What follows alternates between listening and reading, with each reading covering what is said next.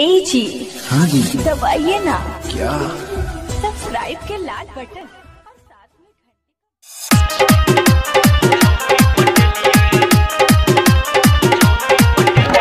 अभी आप सुन रहे हैं लदनिया से मामी जी की शानदार प्रस्तुति।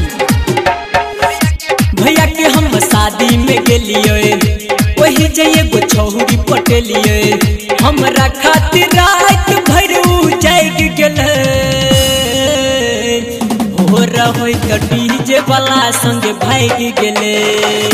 भैया के हम शादी में गेलिए वही जइए गो छौरी पटेलिए भैया के हम शादी में गेलिए वही जइए गो छौरी पटेलिए।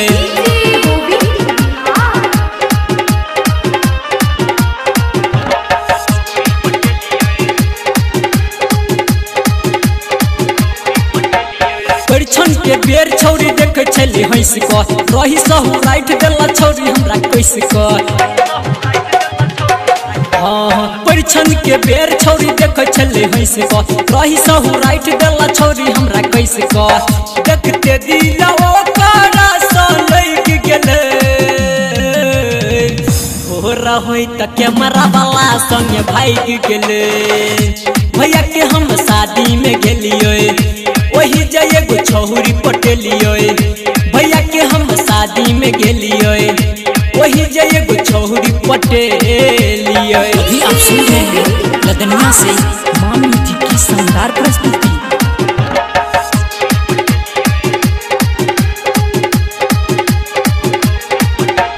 दुल्हन सा नीक लागे छले ये स्टेज पर थाली में का फूल सब फेंक देला देह पर।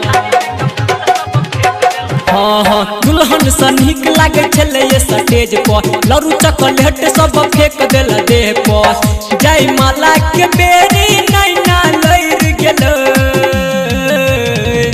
हो रही तो डीजे वाला संग भाग गेले।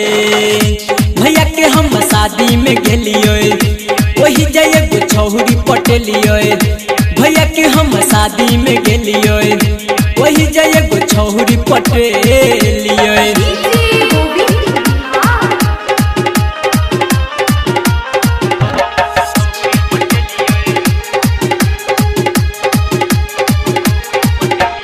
नजर में गैर गेले संदीप सुमन के मरबा पर बैठ छौरी देखे विक्रम के। हाँ नजर में गैर गेले संदीप सुमन के मरबा पर बैठ देखे उमेश विक्रम के। डीजे रंजित ललित संगे फंस गेले छौरा अभिमनुआ संगे भाग गेले। भैया के हम शादी में गेलिए वही जइए गो छौरी पटेलिए भैया के हम शादी में गेलिए वही जइए गो छौरी पटेलिए।